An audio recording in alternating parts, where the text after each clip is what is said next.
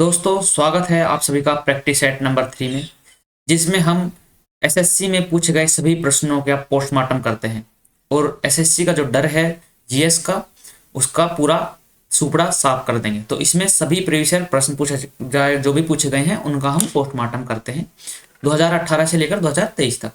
तो चलिए, अपना पहला प्रश्न आपकी स्क्रीन पर है। अंबुबाची मेला उत्तर पूर्व भारत के किस मंदिर में आयोजित किया जाता है? तो भारत के किस मंदिर में आयोजित किया जाता है? कौन सा पूछा गया है? अंबुबाची मेला। तो अंबुबाची मेला कहाँ पर किया जाता है? ये है कामाख्या देवी जो मंदिर है, ये इसमें किया जाता है। अब प्रश्न आता है कि कामाख्या देवी जो मंदिर है वो कहाँ पर है? तो कामाख्या देवी मंदिर असम में स्थित है। कहाँ पर? असम में। और असम में भी कहाँ पर? गुवाहाटी में। गुवाहाटी में ये स्थित है। ठीक है, बहुत ही महत्वपूर्ण मेला है ये अंबुबाची मेला। उत्तर पूर्व का बहुत ही महत्वपूर्ण मेला है। इसमें क्या होता है, जो कामाख्या देवी है उनके मासिक धर्म से संबंधित इस पर मेला लगता है। ये पर्व है जिसमें 3 दिनों तक क्या होता है, द्वार बंद रहते हैं मंदिर के और उसके बाद द्वार खोले जाते हैं और फिर जो भक्त होते हैं वो अपनी क्या है, प्रार्थना वहां पर करते हैं और आशीर्वाद मांगते हैं। ठीक है, चलिए, जिस प्रकार हम पिछले दो सेट्स में करते आए हैं कि बाकी जो 3 ऑप्शन है उनका भी पोस्टमार्टम करते हैं, तो इसमें भी इसी प्रकार करेंगे। अब हम बात करते हैं दक्षिणेश्वर काली मंदिर, ये कहाँ पर स्थित है? तो ये जो स्थित है ये कोलकाता में स्थित है। और कोलकाता कहाँ पर है? ये पश्चिम बंगाल में है। ठीक है, ये कहाँ पर है? पश्चिम बंगाल में। भुवनेश्वरी देवी का मंदिर कहाँ पर है? भुवनेश्वरी मंदिर आप सभी को पता होगा, भुवनेश्वर के नाम से ही आपको समझ में आ गया होगा कि ये कहाँ पर है। ये ओडिशा में स्थित है। ठीक है, ये भुवनेश्वरी देवी को समर्पित है। तो हम बात करते हैं ऑप्शन नंबर 3, बिल्लेश्वर मंदिर, ये कहाँ पर स्थित है? तो बिल्लेश्वर मंदिर भी कहाँ पर स्थित है? ये भी असम में स्थित है। ठीक है, तो कामाख्या देवी मंदिर भी कहाँ पर है? असम में। और बिल्लेश्वर मंदिर भी कहाँ पर है? असम में। और जो बिल्लेश्वर मंदिर है ये किसको समर्पित है? ये भगवान शिव को समर्पित है। किसको?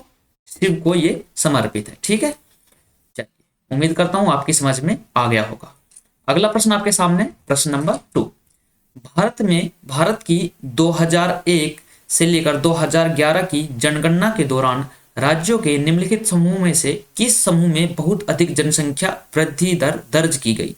तो इनमें से किस ऑप्शन में 2001 से 2011 तक जनसंख्या वृद्धि दर दर्ज की गई? देखो, Bihar, Rajasthan, Sikkim, option number 1। Option number 2 है पश्चिम बंगाल, मेघालय, बिहार। Option number 3 Bihar, Haryana, Meghalaya. और ऑप्शन नंबर 4 है मेघालय, अरुणाचल प्रदेश, बिहार। तो सबसे ज्यादा जो वृद्धि दर वो की गई कहाँ पर? ऑप्शन नंबर 4 आपका राइट आंसर हो जाएगा, मेघालय, अरुणाचल प्रदेश और बिहार। तो अब हम बात करें मेघालय में कितनी की गई, तो सबसे ज्यादा मेघालय में की गई कितनी? 27.8% की वृद्धि। कितने की? 27.8% की वृद्धि यहाँ पर मेघालय में सबसे ज्यादा हुई है, इसलिए आप देख पाते थे। और बिहार में कितने की हुई है? बिहार में हुई थी 25.1 की।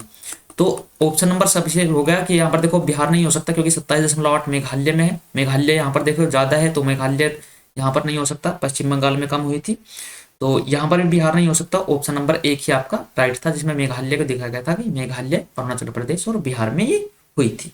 ठीक है, चलिए, अगला प्रश्न आपके सामने है, प्रश्न नंबर 3। प्रारंभिक वैदिक काल में एक धनवान व्यक्ति को खाली स्थान दिया गया यहाँ पर के रूप में जाना जाता था। अब प्रारंभिक वैदिक काल में आपको क्या पता है? आपको पता होना चाहिए कि प्रारंभिक वैदिक काल में जो गौ माता थी उनको, जिसके पास गौ माता जितनी ज्यादा होती थी उन्हें उसका उतना ही धनवान माना जाता था। तो अब यहाँ पर देख लीजिए तो आपको समझ में आ गया कि ऑप्शन नंबर 3 जो गोमत है, गोमत के रूप में किसे जाना जाता था? धनवान व्यक्ति को जाना जाता था। ठीक है, किसमें? प्रारंभिक वैदिक काल में। चलिए आगे हम बात करते हैं दोहित्री, जो ऑप्शन नंबर 1 है। इसमें क्या है? दोहित्री क्या है? इसमें क्या है, वैदिक काल में जो मतलब बेटी होती थी ना, बेटी का वर्णन, इसे ऐसे लिख लिया कि बेटी का वर्णन, इसमें मिलता था बेटियों का वर्णन। ठीक है, बेटियों का वर्णन करने के लिए दोहित्री का इस्तेमाल, मतलब दोहित्री शब्द का इस्तेमाल किया जाता। ठीक है, हम पाए क्या पाते हैं? गवेषणा, गवेषणा कोई वैदिक ग्रंथों में पाया जाना कोई भी शब्द ऐसा नहीं है कि गवेषणा है, तो ये ऑप्शन नंबर क्या है? ये गलत है। अब हम बात करते हैं रवि। रवि किसका पर्यायवाची है? ये एक संस्कृत शब्द है, किसका? सूर्य का है। क्या है? पर्यायवाची है ये, जिसका अर्थ होता है क्या, मतलब रवि का अर्थ क्या है? सूर्य। ठीक है, चलिए, अब मेन चीज क्या है? प्रारंभिक वैदिक काल है। प्रारंभिक वैदिक काल का कब से कब तक काल रहा, इसके बारे में जान लेते हैं। तो 1500 ईसा पूर्व से कब तक का रहा? 1500 ईसा पूर्व से कब तक का? 500 ईसा पूर्व। ठीक है, 500 ईसा पूर्व। तो ये किसका रहा? प्रारंभिक वैदिक काल कब से कब तक रहा? 1500 ईसा पूर्व से 500 ईसा पूर्व तक प्रारंभिक वैदिक काल रहा है, जिसमें हम क्या करते हैं, हिंदू धार्मिक ग्रंथों के बारे में जानते हैं।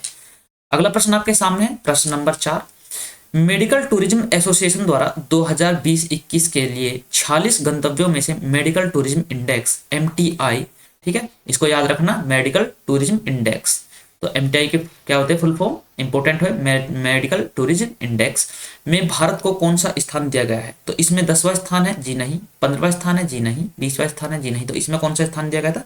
इसमें स्थान दिया गया था इसमें स्थान सॉरी ये तो 10वां स्थान दिया गया था, 5वां नहीं 10वां दिया गया था, 10वां स्थान इसमें दिया गया था, ठीक है। तो ऑप्शन नंबर 1 आपका राइट आंसर हो जाएगा कि कौन सा दिया गया था, 10वां स्थान इसमें आपको मेडिकल टूरिज्म इंडेक्स को दिया गया था, ठीक है दोस्तों।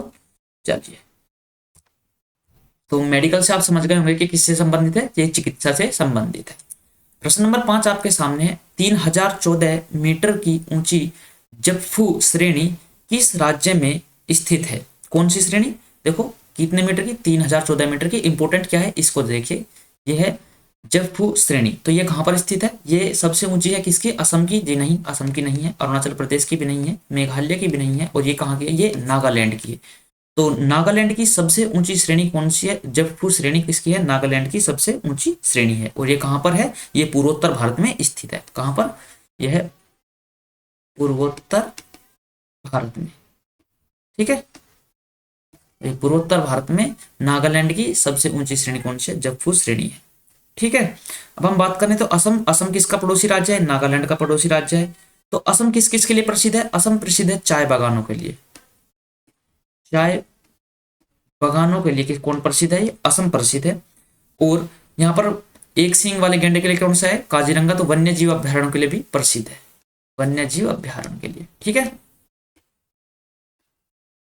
चलिए आगे हम बात करते हैं अरुणाचल प्रदेश की। तो अरुणाचल प्रदेश भी नागालैंड का पड़ोसी राज्य है।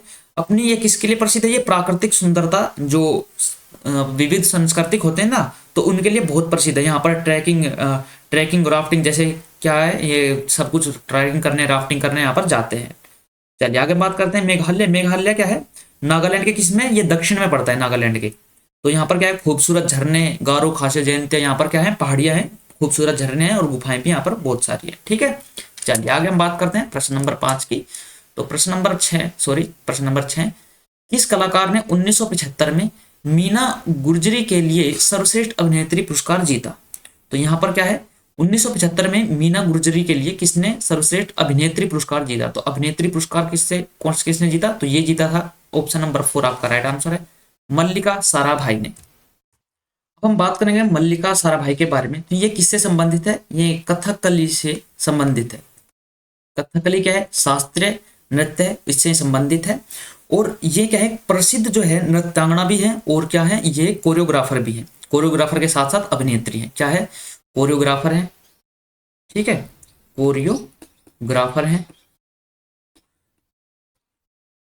और क्या है? एक अभिनेत्री है, ठीक है। सर्वश्रेष्ठ अभिनेत्री के लिए तो मिला है इनको क्या? मीना गुजरी 1975 में अभिनेत्री है। किससे संबंधित है? इनका संबंध है कथकली से, ठीक है। चलिए आगे हम बात करते हैं सोनल मानसिंह। तो सोनल मानसिंह का भी किससे है? ये कोरियोग्राफर है, उड़ीसा से संबंधित है। सितारा देवी का संबंध किससे है? कथक से है, ठीक है। शोभना नारायण का संबंध भी किससे है? कथक शास्त्रीय नृत्य से। तो क्या होगा? आपको शोभा नहीं देता थकना, और सितारा, ठीक है, आपको थकना नहीं है, सितारा बनना है। तो ये सब क्या है? ऐसा आप समझ सकते हैं। और सोनल मानसिंह का संबंध किससे है? उड़िया से है, ठीक है, उड़ीसा से। चलिए अगला प्रश्न आप सभी के सामने, प्रश्न नंबर 7। उर्मिला सत्यनारायण किस भारतीय शास्त्रीय नृत्य शैली की प्रतिपादक है? तो उर्मिला नारायण का संबंध किससे है? उर्मिला नारायण, देखो सत्य होता है भारत में, क्या है? नारायण है, ये सत्य है, तो कहीं में होगा? ये भारत में होगा। तो ऑप्शन नंबर 1 आपका राइट आंसर हो जाएगा कि नारायण सत्य है। तो नारायण कहाँ पर मिलते हैं? भारत में मिलते हैं। तो भरतनाट्यम इसका राइट आंसर हो जाएगा, ठीक है। चलो आगे हम बात करते हैं भरतनाट्यम। आप सभी को पता है कहाँ का है? तमिलनाडु का शास्त्रीय नृत्य है। कथक कहाँ का है? ये उत्तर भारत का है, यूपी का, ठीक है। और मणिपुरी कहाँ का? मणिपुरी कहाँ का है? ये मणिपुर का है, ठीक है, ये उत्तर प्रदेश का है। सत्रिय कहाँ का है? सत्रिय असम का क्या है? शास्त्रीय नृत्य है। ये सभी आपको मैं पहली क्लास में बता चुका हूं। अगला प्रश्न आपके सामने है, प्रश्न नंबर 8। गृह सरकार होम गवर्नमेंट में परिवर्तन लाकर भारत के राज्य सचिव को ब्रिटिश भारत सरकार के लिए कब उत्तरदायी बनाया गया था?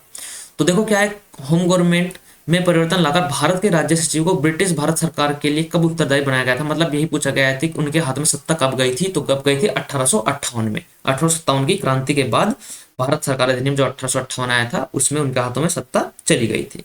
ठीक है, चलिए अब हम बात करते हैं 1833 में। 1833 क्या है, चार्टर अधिनियम है एक। इसमें क्या हुआ था, चार्टर अधिनियम,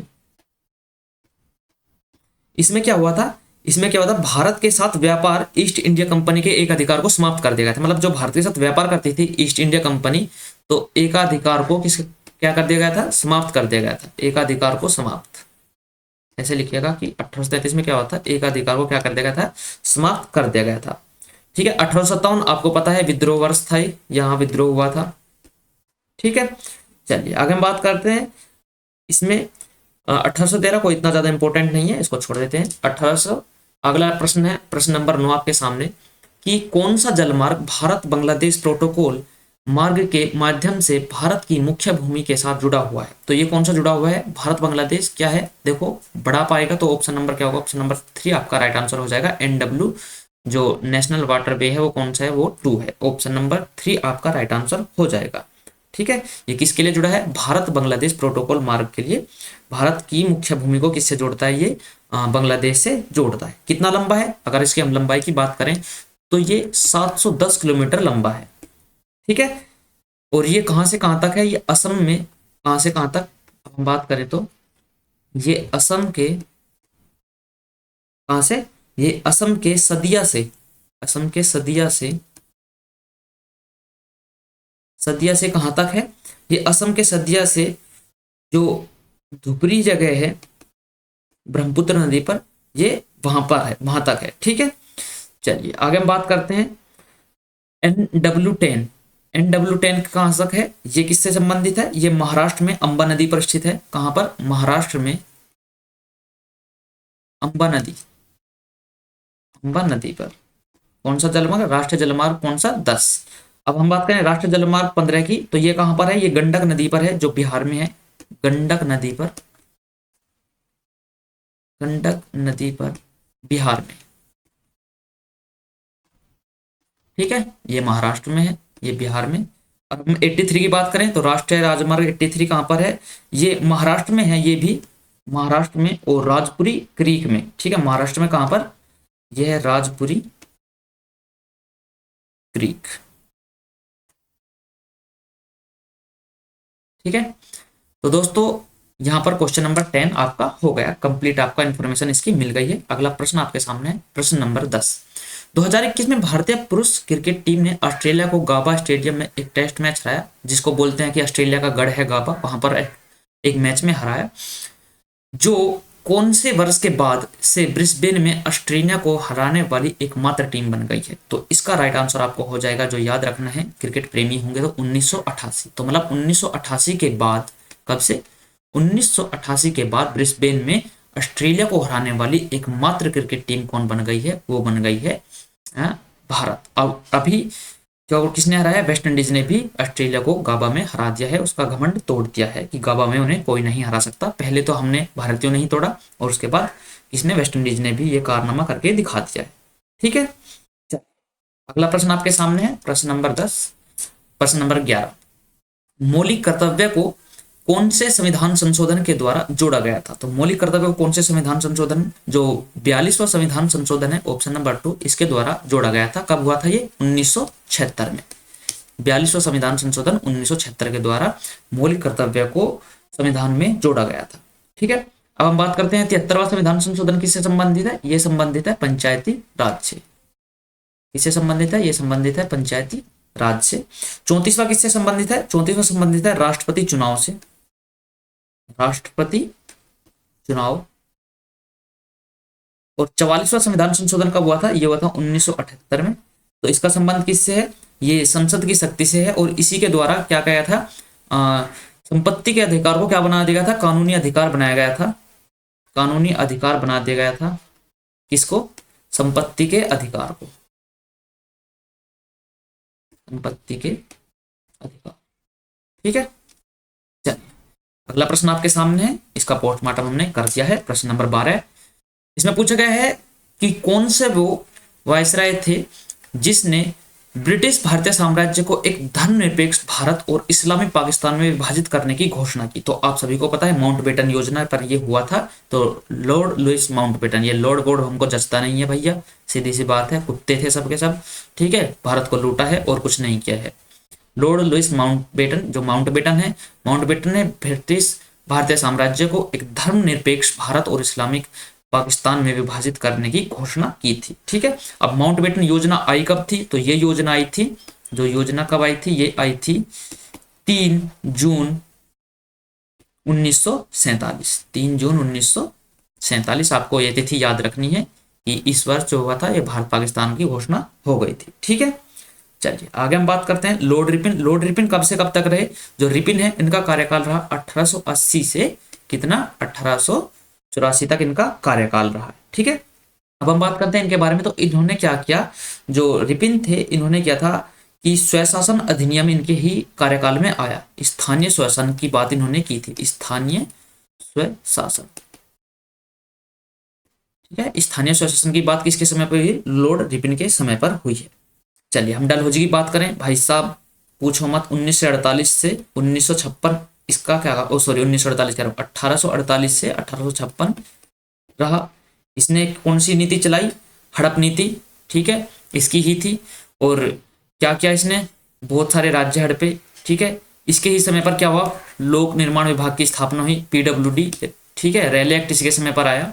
और क्या हुआ, 1856 में इसने क्या, सतारा को हड़पा। ठीक है, चलिए आगे हम बात करें करजन का कार्यकाल कब रहा, कब तक रहा? करजन का कार्यकाल 1899 से कब तक रहा? 1905 तक इसका कार्यकाल रहा है। ठीक है, और बंगाल विभाजन में भी कौन शामिल था? करजन शामिल था। करजन के समय ही बंगाल विभाजन हुआ है। चलिए आगे हम बात करते हैं। अगला प्रश्न आप सभी के सामने, प्रश्न नंबर 13। कौन सी स्तनधारियों के यकृत में पाई जाती है? कौन सी कोशिका है जो स्तनधारियों के यकृत में पाई जाती है? तो आपको याद रखना है कौन सी। तो इसको बोलते हैं हम कौन सा, कुफुफर मास कोशिकाएं, सॉरी कौन सी है, कुफुफर को सेल्स जो हैं ये कहाँ पे पाए जाते हैं? ये स्तनधारियों के यकृत में पाई जाती है। ठीक है, अब हम बात करते हैं पुर्किजे कोशिकाएं, ये कहाँ पर पाई जाती हैं? तो ये मस्तिष्क के कहाँ में पाए जाते हैं? सेरिब्रम में पाए जाते हैं, सॉरी सेरिबेलम में, हाँ सेरिब्रम, सेरिबेलम, हाँ इसमें मस्तिष्क का भाग होता है सेरिबेलम, सेरिबेलम में पाई जाती है। ठीक है दोस्तों, चलो ये कहां पर पाए जाते हैं? माइक्रोग्लियल, ये तंत्रिका तंत्र में पाई जाती हैं। उनसे कहां पाई जाती हैं? ये तंत्रिका तंत्र में पाई जाती है।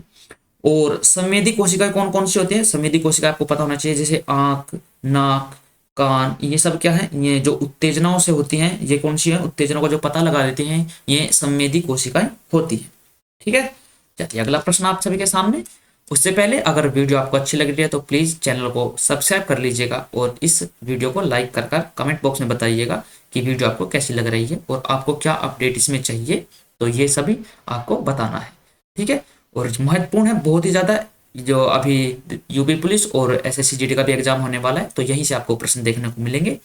जितना हो सके इस वीडियो को शेयर कीजिए अपने दोस्तों के साथ में और चैनल को एक बार सब्सक्राइब कर लीजिए।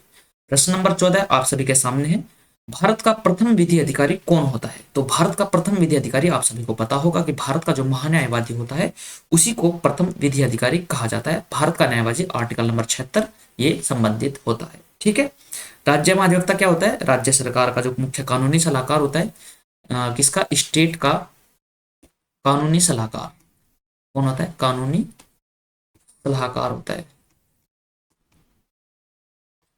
ठीक है, भारत के मुख्य न्यायाधीश आप सबको पता है, जो न्यायालय में बैठते हैं न्यायाधीश होते हैं। ठीक है, कानून मंत्री आप सभी को पता होगा, जो राजनीति से संबंधित होते हैं और कानून नीतियों पर निर्माण करते हैं। अगला प्रश्न आप सभी के सामने है, 8वां प्रश्न क्या है? 8वीं शताब्दी ईस्वी में दक्षिण पूर्व एशिया में अपना साम्राज्य स्थापित करने वाले शैलेंद्र राजा किससे संबंधित है? किसके अनुयायी थे? जो शैलेंद्र राजा थे बहुत ही महत्वपूर्ण है। शैलेंद्र राजा का संबंध किससे है? ये बौद्ध धर्म से संबंधित है, बौद्ध धर्म के ये अनुयायी थे। ठीक है, बौद्ध धर्म के अनुयायी थे। और ये कहां पर जो है किसके लिए जाने जाते हैं? जावा में जो बोरबुदर है, जावा में आपने सुना होगा कि वो बोरोबुदर, ये किससे संबंधित है? ये बोरोबुदर जो संबंध है ये किससे है? ये जावा में बुद्ध धर्म से ही इनका संबंध है। बोरोबुदर मंदिर है कहाँ पर? जावा में। तो उसके संरक्षण के लिए इनको जाना जाता है। ठीक है, चलो आगे हम बात करते हैं। शैव धर्म, ये भगवान शिव के जो अनुयायी होते थे।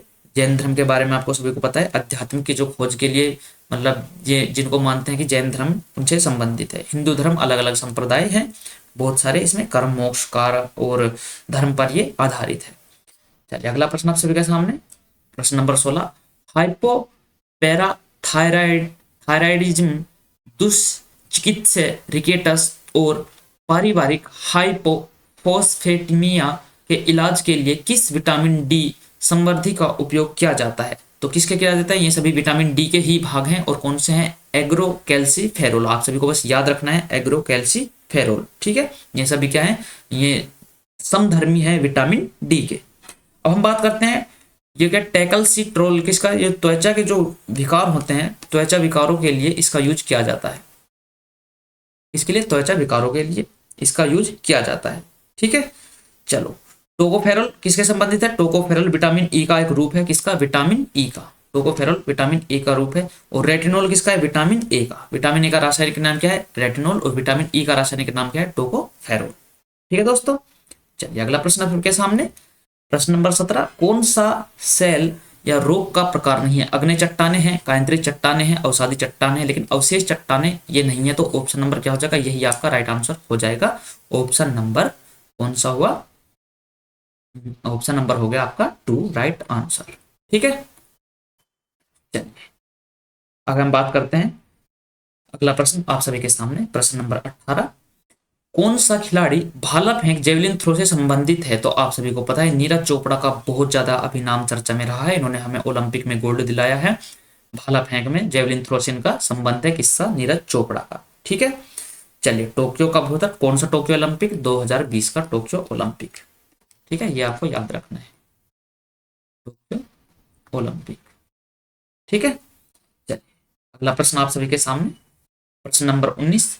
एस ब्लॉक के तत्व कैल्शियम की व्युत्पत्ति किस लैटिन शब्द से हुई है? एस ब्लॉक के तत्व जो कैल्शियम है, ठीक है, उसकी जो उत्पत्ति हुई है कौन सा लैटिन शब्द है जिससे हुई थी? तो इसका जो है कैल्कस, कैल्कस से इसकी उत्पत्ति हुई है। कौन सा लैटिन शब्द? कैल्कस लैटिन शब्द से कैल्शियम की उत्पत्ति हुई है। और इसका जो परमाणु संख्या होती है वो कितनी होती है? 20। और इसको जो निरूपित किया जाता है वो Ca से किया जाता है। ठीक है, तो कैल्शियम क्या होती है? Ca। ओके, चलिए अगला प्रश्न आप सभी के सामने, प्रश्न नंबर 20। निम्नलिखित विकास वित्तीय संस्थानों DFI को उनकी स्थापना के अनुसार के वर्ष के अनुसार सही कालक्रम में व्यवस्थित कीजिए। तो इनमें बताना है कि पहले किसकी स्थापना हुई, फिर किसकी हुई और फिर किसकी हुई। तो क्या पहले ICICI बैंक की स्थापना हुई? तो हम बात करते हैं ICICI बैंक की स्थापना कब हुई? ये हुई 1994 में। ठीक है, अब हम बात करते हैं किसकी? IDBI भारतीय औद्योगिक विकास बैंक की स्थापना हुई। तो ये भारतीय औद्योगिक विकास बैंक की स्थापना कब हुई? तो ये वाणिज्य बैंक में कब बदला गया? ये बदला गया कब? 2019 में। ठीक है, अब हम बात करते हैं IFCI। तो IFCI किससे संबंधित है? IFCI का संबंध कौन है? भारतीय औद्योगिक वित्त निगम से। ठीक है, तो इसमें कौन सा है आपका? तो यही आपका सही हो जाएगा कि इसकी पहली थी। तो ऑप्शन नंबर 3 आपका पहले आएगा। तो ऑप्शन नंबर 3 जो है ये रहा 3, 1 और 2। तो ये आप सभी का राइट आंसर हो जाएगा। तो कौन सा हो गया? इसका कालक्रम में बात करें तो कौन सा हो जाएगा सही कालक्रम? तो हो जाएगा ऑप्शन नंबर 2, तीसरा ये। तो इसका जो स्थापना हुई थी, स्थापना दिवस तो क्या है दोस्तों? IDBI की स्थापना दिवस तो क्या है? 1964 है। ठीक है, तो आपको क्या पूछा गया था? प्रश्न में पूछा गया था कि जो वो है निम्नलिखित विकास वित्तीय संस्थानों DFI को उनकी स्थापना के वर्ष के अनुसार सही कालक्रम में लिखिए। मतलब सबसे पहले किसका हुआ?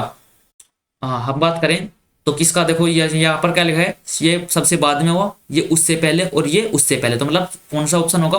1964 बाद में। ये फिर कब आया? ये फिर आप कब आया? 1994 में, और उसके बाद आया था। ठीक है, चलो IFCI की कब हुई थी? IFCI की स्थापना हुई थी 1948 में। ठीक है, उसकी कब हुई थी? इसकी हुई थी कब? एक मिनट, इसमें आपको बता देता हूं मैं फिर से। इसमें क्या है, इसमें थोड़ा सा ग्लिच हो गया है, आप सेव कर लेते हैं। क्लियर।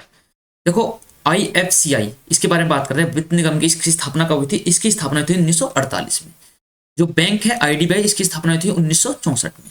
ठीक है। और भारतीय औद्योगिक ऋण एवं निवेश निगम जो है, इसकी स्थापना कब हुई थी? जो इसकी स्थापना हुई थी 1955 में। तो पहले कौन हुआ? 1948 में तीसरा, फिर क्या आएगा? पहला और फिर दूसरा। तो ऑप्शन नंबर क्या हो जाएगा? ऑप्शन नंबर 2 आपका राइट आंसर हो जाएगा। ठीक है। बैंक की स्थापना तो हुई थी 1994 में ही, लेकिन निवेश निगम की स्थापना कब हुई थी? 1955 में थी। अगर ये बोला जाए कि ICICI बैंक की स्थापना कब हुई, तो बैंक की तो हुई थी 1994 में, लेकिन ये क्या है, निवेश निगम में, तो ये पर क्या आएगा, इसकी जो स्थापना हुई थी 1955 में हुई थी। अगला प्रश्न आप सभी के सामने, प्रश्न नंबर 21। भारत के 74वें गणतंत्र दिवस में मुख्य अतिथि निम्नलिखित में से कौन थे? 74वां में कौन थे? तो क्या ये थे? नहीं। आप सभी को पता होगा, अब्देल फतेह अल सीसी, मिस्र के जो राष्ट्रपति है, ये हमारे क्या रहे थे, इसमें मुख्य जो अतिथि रहे थे 74वें गणतंत्र दिवस में। ठीक है। चलिए आगे हम बात करते हैं। अगला प्रश्न आप सभी के सामने, प्रश्न नंबर 22। निम्नलिखित में से किस सितार वादक को 1999 में क्या मिला? भारत रत्न मिला? तो पंडित रविशंकर। पंडित रविशंकर को क्या मिला? 1999 में भारत रत्न मिला। सितार से संबंधित है। कब मिला? 1999 में भारत रत्न इनको मिल गया। पंडित भीमसेन जोशी को कब मिला? 2008-9, मतलब 8 में घोषणा हुई थी और 9 में इनको मिल गया। ठीक है। चलिए अगला प्रश्न आप सभी के सामने, प्रश्न नंबर क्या है? 23। मुद्रा सूक्ष्म इकाई उद्यमों के विकास और पुनर्वित्त के लिए भारत सरकार द्वारा स्थापित एक वित्तीय संस्थान है। मुद्रा का पूर्ण रूप क्या है? मुद्रा का पूर्ण रूप क्या है? देखो, मुद्रा है माइक्रो यूनिट्स, इसे कहते हैं micro units development and refinance agency. तो कहां पर है? माइक्रो तो सब में, देखो इसमें माइक्रो नहीं तो ये गलत होगा। माइक्रो यूनिट्स, देखो इसमें अर्बन आ गया, इसमें फाइनेंस आ गया, तो यू से माइक्रो यूनिट्स, इसी से ही संबंधित है। तो ऑप्शन नंबर 2 आपका राइट आंसर हो जाएगा। प्रश्न नंबर 24 आप सबके सामने, पहला पैरा ओलंपिक खेल किस वर्ष आयोजित किए गए थे? तो पहले जो पैरा ओलंपिक खेल थे वो किस वर्ष? 1960 में किए गए थे। तो ऑप्शन नंबर 2 आपका राइट आंसर हो जाएगा। ठीक है। और ये खेल कहां पर आयोजित किए गए थे? ये आयोजित किए गए थे कहां पर? इटली, रोम में। रोम इटली में पहली बार। ठीक है।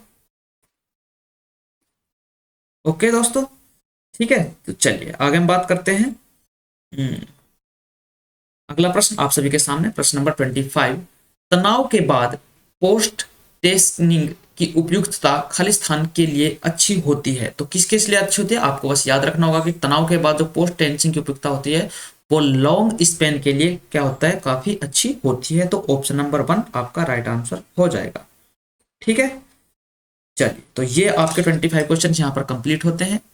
रेलवे भर्ती बोर्ड ने अपना पहली बार इतिहास में कैलेंडर जारी किया है, तो ये वीडियो मैंने आपके लिए बना दी थी। अगर अभी तक ये वीडियो आपने नहीं देखी है तो काफ़ी इन्फॉर्मेशनल वीडियो है, आप देख लीजिएगा। और जो ये प्रैक्टिस सेट चले हुए हैं दोस्तों, अगर आपको अच्छा लग रहा है तो मुझे नहीं पता क्या करना है क्या नहीं, लेकिन वो लाल बटन है उसके साइड में, उसे दबा दीजिए और उसे बेल आइकन को प्रेस कर लीजिए, जिससे आप आने वाली सभी वीडियो के बारे में अपडेटेड रहेंगे। तो आज का जो प्रैक्टिस सेट है यहीं पर हमारा समाप्त होता है। अगले प्रैक्टिस सेट में जल्द मिलेंगे, तब तक के लिए take care, bye bye, love you all, जय हिंद, जय भारत, जय मां सरस्वती।